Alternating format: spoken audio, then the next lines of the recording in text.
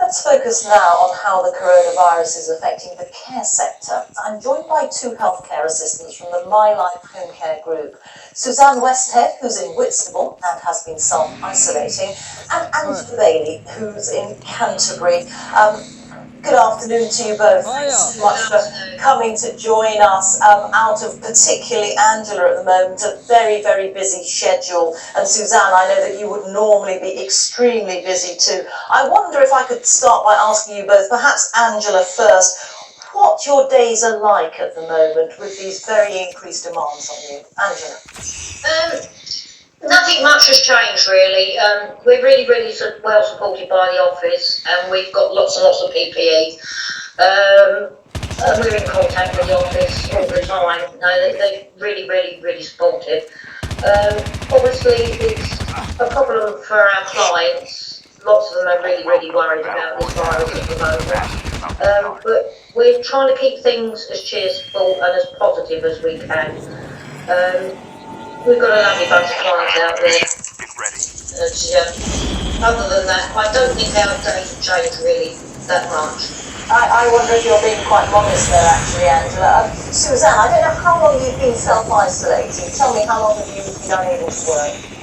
Since last Saturday, I developed a cough, but I feel fine now. Feel better. Good.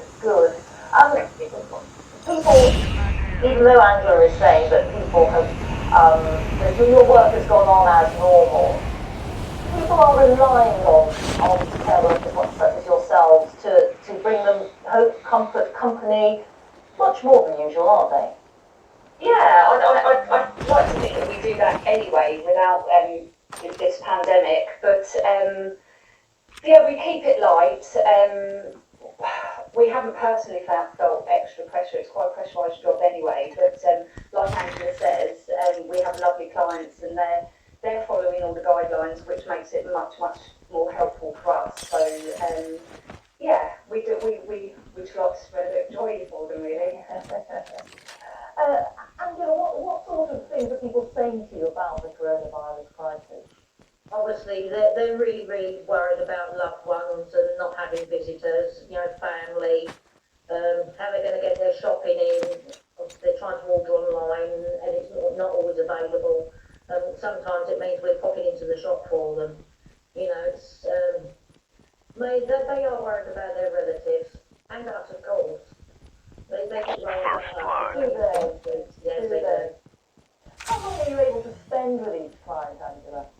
Well, we're actually allocated times, and we make sure we stay there our time as well. Normally it's a half hour, a 45-minute or an hour call, sometimes longer. But, sorry, go on. No, everything, all their needs are catered for within that time, but we will get out of our way for them, if it's necessary. And Suzanne, our clients, are they becoming impatient with the restrictions? Well, I think everyone is really, but yeah, they can be. I mean, it's difficult because when you can't have your family to come and visit you, and we have to relay that information that it's vital that people aren't visiting and so on and so forth. So yeah, it's a bit upsetting for them, but yeah, like we're all a bit frustrated, but I can't really. Engaging the enemies! Very philosophical, those Enemy down. Resigned but smiling. Reloading. I think we've got today, the carers out there do a great job. Not just our company, the carers in the whole do a really great job. And I must say that Thursday evening at 8 o'clock, that's been a great gift to us. Yeah, everybody out there cheering, it's been brilliant. Yeah, I was going to say, because you can't see this, Angela, but Suzanne was clapping there, and of course Thursday evening, 8 p.m. has become a clap for all the heroes. How does that feel? Suzanne, how does it feel? The revived flight will arrive in 1 minute. I were out the first Thursday that it happened, and yeah, it was just really overwhelming, wasn't it? And we got quite emotional. Yeah, quite emotional. Yeah, but it was lovely. It's nice. It makes us all feel, united in it. So good. Thank you. No, thank you. And is there anything that any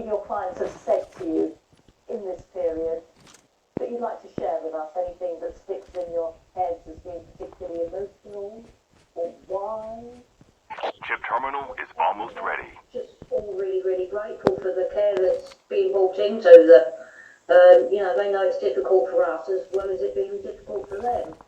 But I say we're really well supported through my life, and we've got great people to talk to here in the office. And The safe zone is collapsing. the clients are great, and they give us.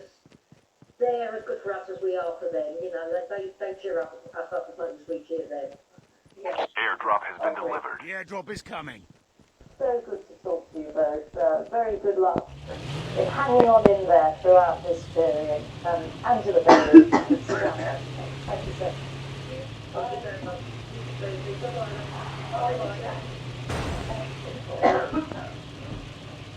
Well, two hotels in Dorset are the first in the country to discover a hospital to help workers get close to the COVID-19 crisis. I feel think the only the hotels will be going to almost 50 treatments and 50 care staff to separate the holiday at those times in the weeks from their arrival. Hotels have worked closely with Dorset County Council and with 4 local hospitals to start taking patients as early as Monday. Well, I'm joined now by Rob Patterson, who is the Chief Executive Officer of Best Western Hotels. Rob, thank you very much indeed for joining us. On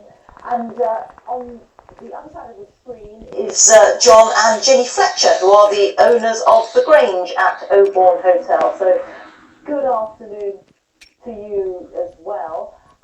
Just talk us through, first of all, John and Jenny Fletcher. What sort of preparations you've had to make?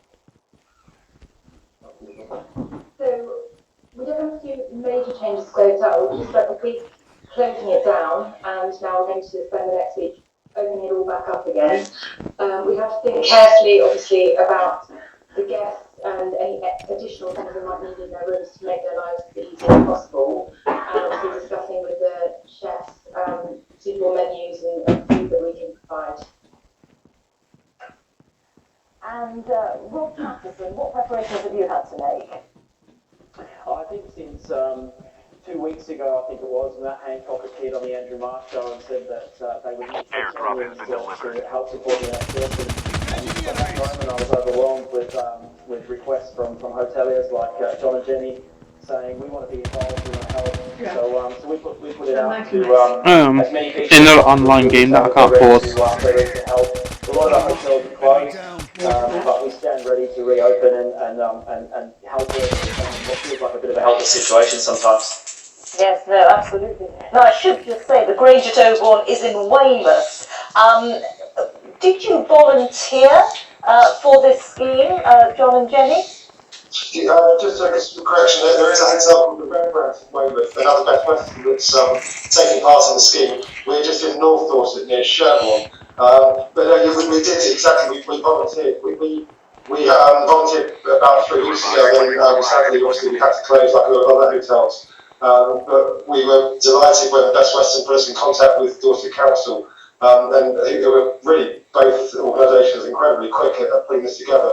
And it seems a bit of a whirlwind. We had on Monday this week some NHS staff or council staff visit us to assess the hotel. And we had a decision yesterday that we could go ahead. And we're expecting to take the first patients and carers in about sort of 8 or 9 days' time. Right, that's great. And Jenny, I mean, the people that you will have will be low-risk patients, but there will still be health concerns, won't there? The guests that will be having, patients that will be having to stay, will be ones that are ready to go home, but perhaps can't actually go home because they might need additional care. So ordinarily they might go home and have a care worker come into their house to help them with their physical needs. But because obviously there's so much pressure on the system at the moment, there aren't those care workers available. So by putting them into a hotel, they can increase the ratios, keep everyone safe in their rooms, and we can just do our bit to make their lives easier until they are able to go home. Which of course frees up hospital beds to ensure that there's more availability, more capacity for those that need it with the current crisis. Yes, indeed. And what role will the two of you play while you've got patients there? Well, there are quite a number of carers that be saying, as Jane said, so we probably won't come into contact with the patients very much at all, but we are bringing back some of our staff. We contacted them over the last day, and we're still getting to contact. Others will remain on the furlough scheme. So we're bringing back skeleton staff that will help to support the carers. So that involves chefs, some people who will help to serve food, and housekeeping staff, and we'll have to get them. So I was going to say, in this situation, it's a case of all hands on deck and we all muck in and do what we need to do. So if that's taking food on trays up to the corridors so then the care workers can take that food to the guests, then that's what we'll do. If we need to assist housekeepers, cleaning rooms, we'll do that as well. Yeah, that's great. Absolutely. Can I go back to Rob Patterson, Chief Executive Officer of the Best Western hotel chain? And Rob, these are 2 hotels, but you've got many more in your group. Do you see this happening with other hotels too? Yeah, we have conversations going on right across the country at the moment. We're trying to have support in every location where we can and where there's a need. So we've already got live conversations, and we expect this to be a trend of more hotels opening up to help. We've got about 230 hotels closed. We're ready to open their doors. Okay, that sounds potentially very promising. We shall wait to see what happens. For the time being, Rob Patterson, Chief Executive Officer of Best Western Terminal is almost ready. John and Jenny Fletcher, thank you very much indeed, all of you. Thank you. Thank you. Now, a charity fund to help communities affected by the coronavirus has begun distributing millions of pounds in donations. The National Emergencies Trust, set up after the Grenfell Tower fire, has raised £20 million to go towards projects including food banks, and it's hoping to raise millions more. Here's our home editor, Marcus.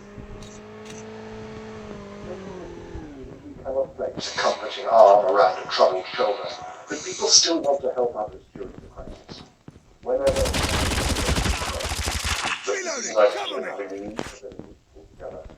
the honest desire to help in a way needs to be managed and channeled in the best possible way. This has led to the creation of the National Emergencies Trust. The National Emergencies Trust has launched it, raising £20 million in just 2 weeks To support survivors at the time of a domestic disaster. money being passed on to community projects helping those struggling to cope in the lockdown. That packet of pasta that you donated is going to go to a real person and a real family who is genuinely grateful and genuinely need it. The Horncastle Food Bank in Lincolnshire is one of the charities already benefiting from the trust. It's seen a trebling in demand for parcels. If I could wave a magic wand, I would encourage people to look at the appeal, to donate, to look to see if they can help locally. There are local action groups that have popped up, bringing the fabric of society back where it should be. The voluntary sector is the glue that keeps our society together. The National when it was realised that without community, the huge wave of generosity was not reaching the people who needed it most. That is what it wants to achieve now. In many ways, we would like the spirit of British helpfulness become a virus, if you like, more contagious than coronavirus itself. I think it's a great way for the country to come together. Most charities welcome it, but the sector itself is facing the toughest time in many decades, with predictions of a £4 billion loss. There is, of course, a question as to how much the funding of support to the most vulnerable during this crisis should fall to community volunteers, and how much to a welfare state, especially at a time when so many charities themselves are struggling to survive. The big charities need big money, they need support from the government. The government is thinking about that at the moment. But actually the money that we're raising to make a real difference in local areas on the ground. It's not the answer to everything, but the National Emergencies Trust is trying to harness the kind of goodwill that this crisis has inspired.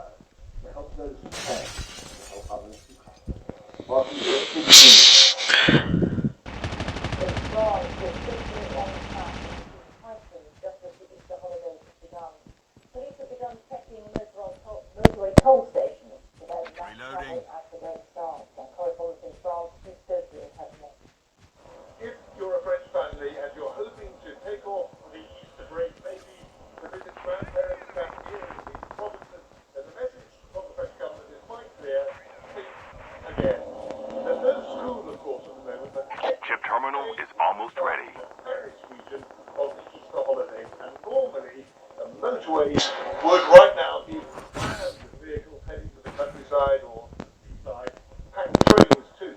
But the chief of police in Paris has deployed 8,000 officers to check on people leaving the city. And he promised a policy of zero tolerance. We'll be there at the start of your journey, he said. We'll be there during your journey, and we'll be there at your destination. It's a tough message, prompted by the knowledge that after nearly 3 weeks, the policy of confinement is having psychological effects on people, particularly on Parisians living in their small Paris apartments. And the bad news is it's not going to end anytime soon. Officially, the confinement, the lockdown, ends on April the 15th, but with the rate showing no signs of slowing down, everybody knows that the period could be longer, maybe much longer. Now, Paris correspondent now to look at how one household in Grimsby is coping with the lockdown. They have 4 generations of the same family living in one house. And who will fight first? Red, white, brown, Paris,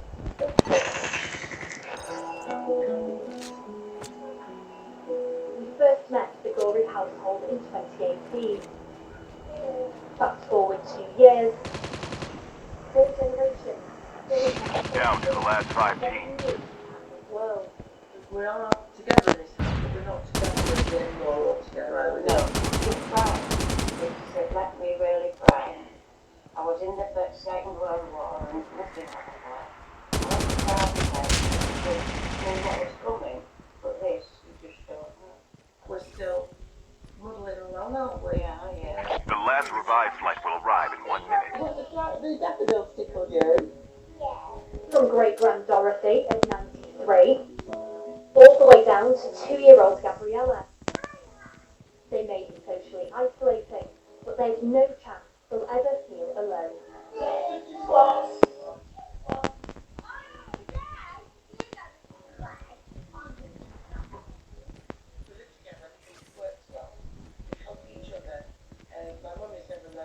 Children come down in the morning and see us, so young and old living together is very beneficial. Terminal inbounding. And Only 2 teams left, getting close to victory. Singing a song a day, We have a sharing winner. it to spread a bit of joy. I miss going out. I miss my friends at the choir. But we sing a song every day for the choir.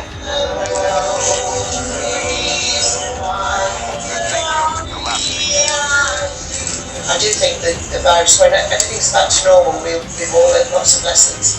We need to love each other, take care of each other. Your advice would be what, Mum? To everybody? Just do as you're told, stay at home, look after yourself. Everybody. Night, Mum. Night, Ben. Night, John Good night, Boy. everyone. Good night, Mum. Good night, Daddy. Good night, children. Good night, Dad. Good night, Elizabeth. Good night, Campbell. Good night, Simba. John Boy. Jimbo! John Boy, I think viewers of a certain age will understand that reference to the Vikings at the end, but otherwise, see? that is I'm how not the only one one. family has She grown knew to it was. in Grimsby. Now, one thing we've been seeing during the enforced lockdown in the last couple of weeks is the way that families have come up with creative ways to get their sporting fix. One last holiday, rolling gold. The Brown household have decided to find a unique way to recreate the drama of Great Britain's success at Olympic curling, with plenty of spectators looking on. And here are some more people finding creative ways to train at home. The Abu Yaman family from Jordan are all professional table tennis players and using it seems any surface that they can find to keep practicing. Wow. Put the rest of us to shame. It is 5 o'clock. You are watching a BBC News special on coronavirus. In a few moments, we are expecting the daily update from Downing Street. Before that starts, let's bring you the main developments today. The first of the NHS's Nightingale hospitals has been opened, set up to expand capacity during the coronavirus outbreak. It comes as the UK records 684 coronavirus-related deaths in a day. It's the highest rise so far, but slightly below the expected trend. The death toll now stands at 3,605. Meanwhile, from self-isolation, the Prime Minister took to Twitter to urge people to stay inside this weekend. Mr Johnson also said he'd continue his isolation as he still has a fever. And more messages of support on their way, as it's announced that Her Majesty the Queen has recorded a special broadcast of the nation which will go out on Sunday evening at 8 p.m.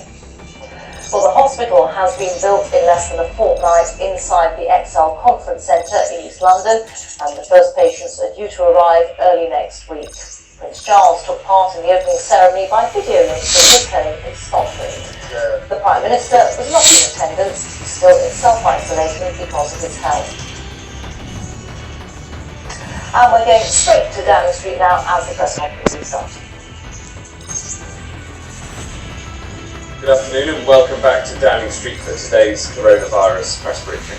I'm joined by our Deputy Chief Medical Officer, Professor Jonathan Van Tam, and by the Chief Nurse, Ruth May. Our plan is to save as many lives as possible by protecting the NHS and preventing it from being overwhelmed. And we're doing this in two ways. One, by slowing the spread of the virus. And that's why it is so important that people stay at home. And that's true for everyone who's watching, how important it is that we stay at home. And two, by boosting the capacity of the NHS to care for those who fall sick. That means more beds, more staff, more life-saving equipment, and more effective treatments. We'll come on to that. Coronavirus continues its grim march. I can report that through the government's ongoing monitoring and testing programme, according to the latest figures, as of this morning, a total of 173,784 people have been tested, of whom 38,168 tested positive. 3,605 people have sadly died. And we're reminded again today that for the NHS, this truly is the front line. In the last 24 hours, 2 nurses and 2 healthcare assistants tragically died fighting coronavirus. Every life lost to this dreadful disease makes me more determined than ever to push for victory. And today I want to update you with the latest on what we're doing to boost NHS capacity, so the capacity we have to care is always above the need for that care. First, we're delivering more critical care beds. This morning I attended the opening of the new Nightingale Hospital in East London, and with Ruth and many others. It was planned, constructed and fully staffed in just 9 days. And that is an outstanding achievement. I pay tribute to Ruth and all who've been involved in its construction. It shows what's possible when we come together as one team in one national effort. I pay tribute to the extraordinary work of everyone. The NHS, the military, the construction industry, who both provide and of course their expertise, the engineers, the electricians, the plumbers, the caterers and others, all playing their part to build a place of hope and a place of healing. It was really inspiring to go and see the sheer scale of it and the teamwork going on there. And lastly, I want to thank you. I want to thank everyone who is at home, because you are giving the NHS the time to expand so that it can save lives. By staying at home, you are saving lives. We have more Nightingale hospitals planned and on the way in Birmingham and Manchester and Glasgow, and today we've announced that we will begin the work on 2 further Nightingale hospitals in Bristol and Harrogate. The Bristol Nightingale will have a capacity of up to 1,000 beds, and in Harrogate a capacity of up to 500. The Nightingale hospitals are not the only expansion we've seen across the NHS. Since the start of this crisis, we've boosted the number of critical care beds to care for people with the virus by over 2,500. That's before the addition we'll get from the Nightingale hospitals. And the result of this extraordinary work is that in every hospital in the country, we have managed to expand capacity. And as we stand today, over 2,000 critical care beds are free and available. And they're ready should they be needed. And that's before the Nightingale hospitals come on stream. And of course, we're working round the clock to deliver essential deliveries of PPE across the whole NHS, across social care, key public services, and in all 4 nations of the UK. Yesterday, more than 26 million PPE products were delivered to 200 organisations, and I've agreed with the Northern Ireland Executive that we will immediately be providing more PPE to Northern Ireland to meet their needs. Over 5 million items, including goggles and aprons and masks. Over 7,000 NHS staff have now been tested. And next, alongside testing, we're intensively researching drugs and treatments. Right since the start of the crisis, we've been clear that all our plans are based on the best possible science. And that science gets better every day. But there's still a lot that we don't know about how to treat and potentially prevent COVID-19. So research about treatments is absolutely central to our plan. The UK, of course, has a long tradition that we're very proud of being the best in the world in this sort of science. And we are a world leader in clinical trials. And we're putting this to use right now, bringing together some of the finest research minds in the country to design new trials, and we're delivering them at record pace as well. We've established 3 national clinical trials covering each major stage of the disease: primary care, hospital care, and critical care for those seriously ill. And just like the Nightingale, one of these trials was in fact put together in just 9 days, which is breathtaking speed. These trials are looking at the effect of existing drugs and steroids repurposed for treatment of COVID-19. One of the trials, which is called Recovery, which deals in hospital care, is the largest of its kind in the world, with 900 patients enrolled. We've also set up an expert therapeutics task force to search for and shortlist other candidate medicines. And I'm advised on that work by my brilliant colleague, Jonathan Van Tam, the Deputy Chief Medical Officer, who is one of the finest research scientists of his generation. And Jonathan will say a bit more about this in a few minutes. We need more patients to volunteer to be part of these trials, because the bigger the trials, the better the data, and the faster we roll out the treatments, if and only if it's proven to work. These treatments will help us as the science develops, but for now, the only way to protect yourself and your family from this disease is to stay at home. And of course, while this is a national effort to find these treatments, it's also an international effort.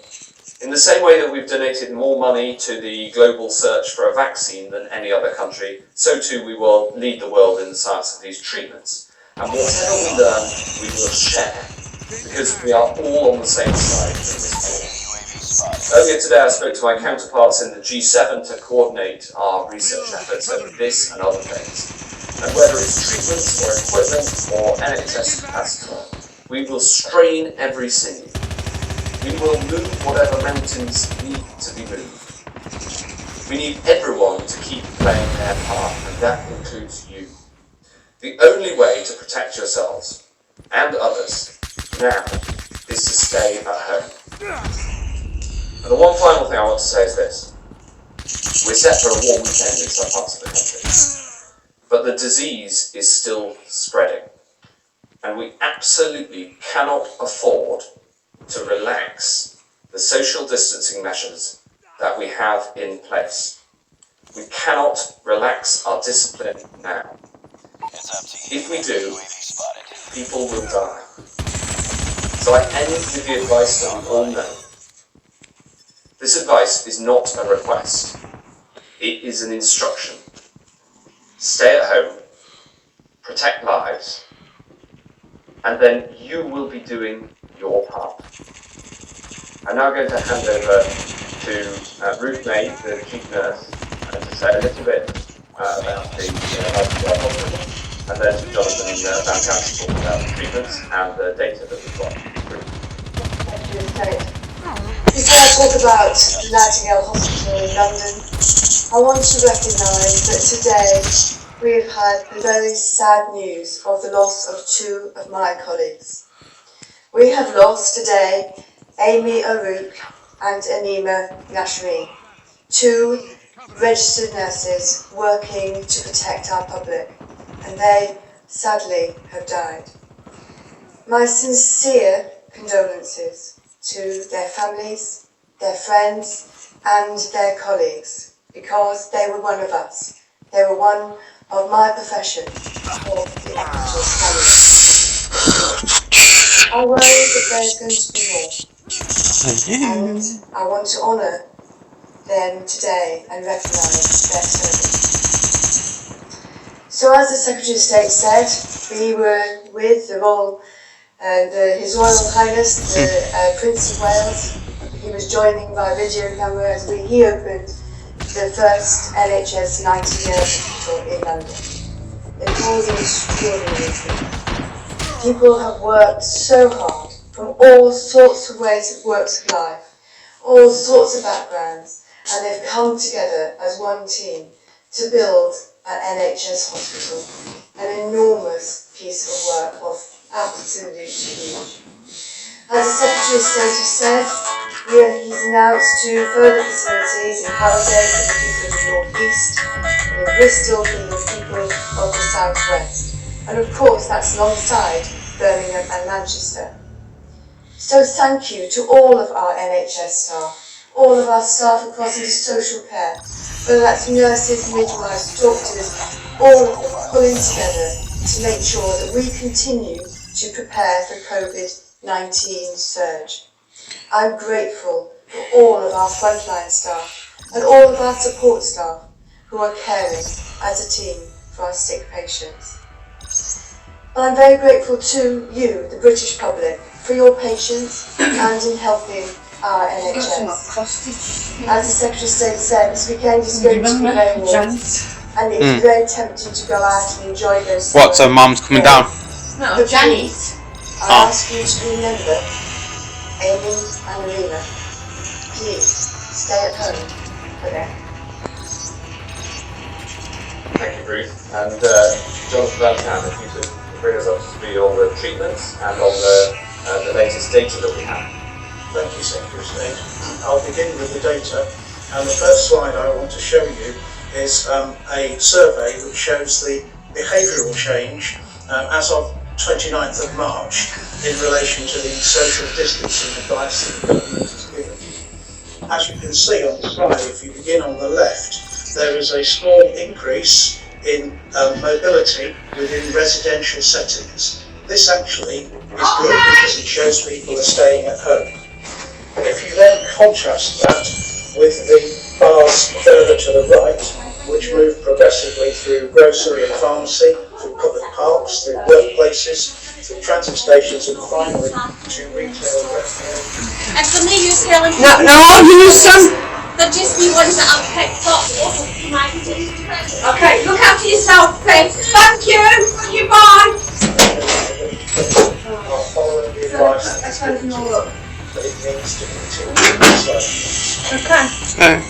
If you then move on and look at the change in transport use between the 5th of March and just a few days ago, you can see across the piece in total motor vehicles and in use of National Rail buses and tubes in London. This again is very encouraging. Next slide, please. However, as we have always said, we do not expect these changes to turn the curve on this awful disease immediately. It will take time. And as you can see, this slide shows the number of UK cases by day, and you can see the numbers are increasing. This remains a dangerous time. It remains vitally important that people continue